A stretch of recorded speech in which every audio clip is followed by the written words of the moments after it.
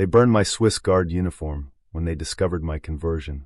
8 years protecting the Vatican's most dangerous secrets. And now I became the secret they most fear being revealed. My name, Marco Benedetti, former Pontifical Swiss Guard. Today, a practicing Muslim. What happened in the sacred corridors of the Vatican in March 2018 should never have leaked. But you have the right to know the truth that could shake the foundations of everything you believe about faith, power, and religious manipulation. Stay until the end, because what I'm about to reveal about that secret conversation will shock you. I served for 8 consecutive years as a Pontifical Swiss Guard. Security clearance level confidential. I had access to meetings and documents that 99% of Catholics never dreamed existed. Before I continue my conversion story, write in the comments which country you're watching from. I need to know how far this bombshell is reaching, because after today, this video might not stay online for much longer. Do you think you know the Vatican from TV broadcasts, from beautiful speeches and golden ceremonies? I lived inside those walls for almost a decade. I saw with my own eyes what happens when the cameras turn off, when the faithful go home, when only the chosen ones remain to make decisions you'll never know about. And it was exactly during one of these ultra-secret meetings that everything changed. But first, let me tell you how a Catholic boy from the Alps became the guardian of Christianity's greatest secrets. My parents raised me to be Christ's perfect soldier. Ultra-traditional Catholic family in the Swiss Alps, where questioning the Church was a mortal sin, and serving the Vatican was the ultimate dream of any blessed young man. At 15, I already knew all the Psalms by heart. At 18, I was considered a prodigy of faith in my parish. When at 22, I received the acceptance letter for the Pontifical Swiss Guard, selected from more than 3,000 candidates across Europe, my family cried with joy. Marco is going to protect the Pope, my mother shouted through the corridors of our house. The day that changed my life forever. May 15, 2010. Inauguration ceremony. That armor weighed 8 kilograms, but my heart weighed even more with emotion, with purpose, with absolute certainty that I was fulfilling God's will. My parents in the front row, tears in their eyes, camera flashes, the Pope blessing our class. I was certain that this was my eternal destiny. But do you know what nobody told me on that solemn day? That behind those sacred walls, I would discover secrets that would make my Catholic faith crumble like a house of cards. And the worst part, it would take me years to have the courage to admit what my own eyes were seeing. Those first 3 years, pure intoxication. I was literally walking where saints had walked for centuries, protecting ceremonies that moved hearts across 6 continents. My faith felt bulletproof, fed by proximity to what I believed was the epicenter of holiness on earth. But here's what they don't show you on Vatican TV broadcasts. As I gained my superiors' trust and earned access to increasingly restricted areas, I started noticing things, small things at first, tiny contradictions between what was preached to the masses and what I observed behind closed doors. Picture this. Cardinals discussing wine collections worth more than most people's houses, right after delivering sermons about blessed are the poor. Prelates arguing over seating arrangements at galas while refugees froze outside Rome's walls. The same hands that blessed the faithful were signing checks for private jets and luxury renovations. I was still young, still naive, still desperately wanting to believe. Every time doubt crept in, I'd push it down. Marco, I'd tell myself, you're seeing this wrong. There's a bigger picture you don't understand yet. But the cracks were already forming. Late at night, standing guard in those ancient corridors, questions would echo in my mind. Is this what Jesus meant by follow me? Would the carpenter from Nazareth recognize this institution? The worst part, I was terrified to voice these doubts. In the Swiss Guard, questioning the Church wasn't just inappropriate. It was career suicide. We were trained to be the ultimate loyal soldiers. Never to think, only to protect and serve. Little did I know that my real protection mission was about to begin. Not protecting the Vatican secrets, but protecting my own soul from the truth I was starting to see. And that truth was going to shatter everything I thought I knew about faith, power, and what it really means to serve God. The storm was coming, and I wasn't prepared for it. Year 4, March 15, 2014. The day my world started crumbling. I'll never forget that meeting. High-ranking cardinals discussing the Church's financial portfolio with the same passion televangelists used to beg for donations. Millions of euros being moved around like chess pieces while they debated whether to increase charitable donations by a measly 0.3%. The hypocrisy was crushing. These same men who preached about the widow's mite and Jesus throwing money changers from the temple were treating the church like a Fortune 500 corporation. Profit margins mattered more than prayer margins. But the moment that broke something inside me happened that same night. After a particularly lavish ceremony, golden chalices, silk vestments that cost more than a car, enough flowers to feed a small village, I found myself alone in the Sistine Chapel. Picture this scene. Me, a 26-year-old Swiss farm boy, standing beneath Michelangelo's masterpiece at 2 a.m. The weight of my armor nothing compared to the weight crushing my chest. The silence so thick you could cut it with a sword. And then it hit me like a lightning bolt. Is this what Christ would have wanted? Not the art. The art was beautiful. Not the history. The history was profound. But this empire, this power structure, this distance between the message and the messenger. I started trembling, not from cold, but from a revelation I wasn't ready to accept. Everything I'd been trained to protect might be everything Jesus came to oppose.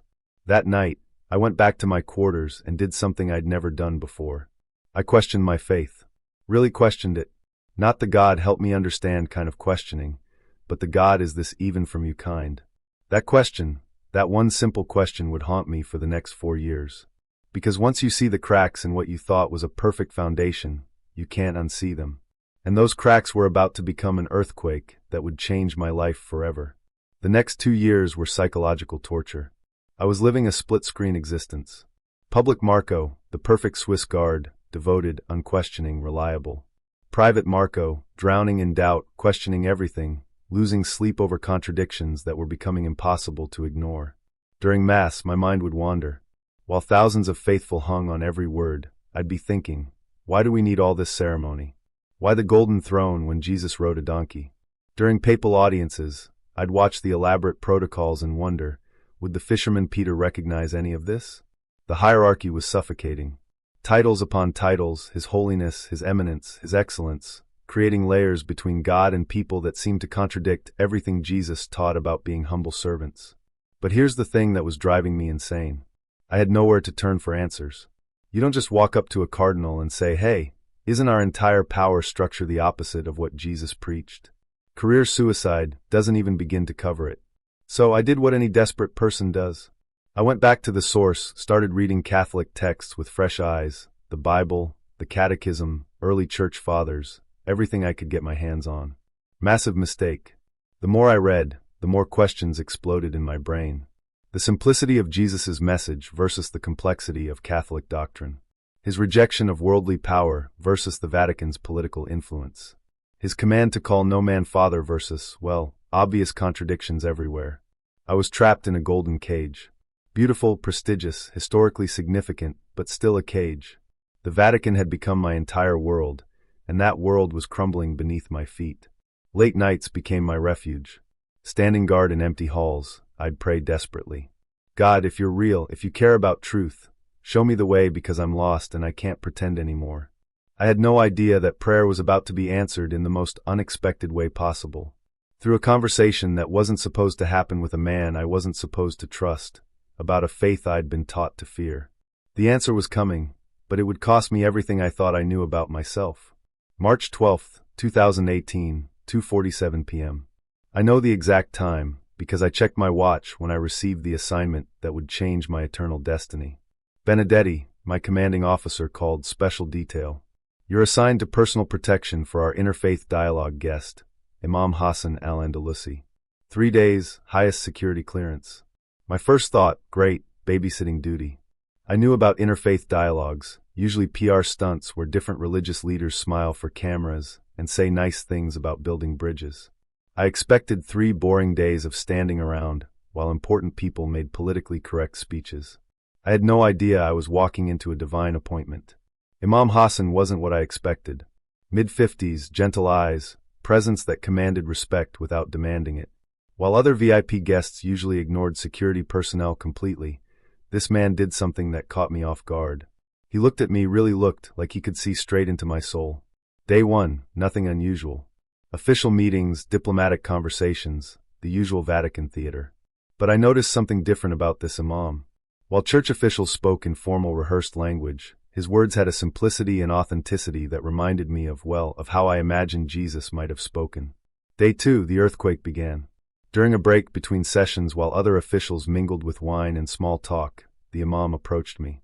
Not my superior officer, not the Vatican protocol staff. Me, the guard who was supposed to be invisible.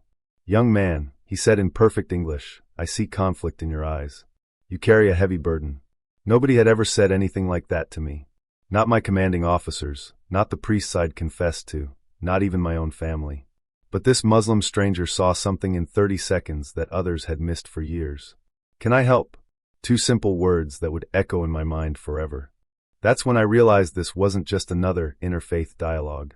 This was the moment my real journey was about to begin. But I had no idea that what he'd say next would shatter every assumption I'd held about faith, truth, and the meaning of serving God.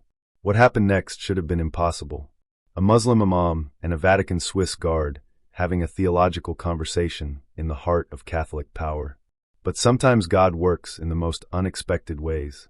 We found a quiet corner during the afternoon break. Away from cameras, away from protocol officers, away from the watching eyes of Vatican officials. For the first time in years, someone was asking me about my spiritual journey. Not my professional duties. How do you connect with Allah when you're alone? He asked me. Wait, Allah? Not God, not the Almighty, but Allah. The word hit me like electricity. I'd been taught that Muslims worshipped a different God. But the way he said it, with such reverence, such intimacy, it sounded like he was talking about the same divine being I'd been seeking my whole life. I pray the rosary, I stammered. I attend Mass. I follow the sacraments. He smiled gently. But when you're truly alone, when it's just you and the Creator of the universe, what happens in your heart?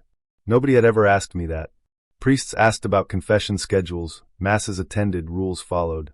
But this man wanted to know about my actual relationship with God. The real one, the private one, the one that happened when all the ceremonies and protocols were stripped away. For 30 minutes, we talked about the nature of God. Not Catholic doctrine versus Islamic theology, but the fundamental questions that keep humans awake at night. Who is God? How do we know Him? What does He want from us? His answers were stunning in their simplicity. No complex trinity to explain, no intermediaries required, no institutional hierarchy between human and Creator. Just there is no God but Allah, and Muhammad is His messenger. As our conversation ended, he reached into his briefcase and pulled out a book. This is for you, he said, handing me a copy of the Quran. Read it only out of curiosity. If Allah wants you to find something, He will show you the way. I took that book like it was dynamite, because somehow I knew it was. That night, alone in my quarters, I held the Islamic holy book in my trembling hands and wondered, am I about to commit the ultimate betrayal or discover the ultimate truth? The answer was waiting on page 1.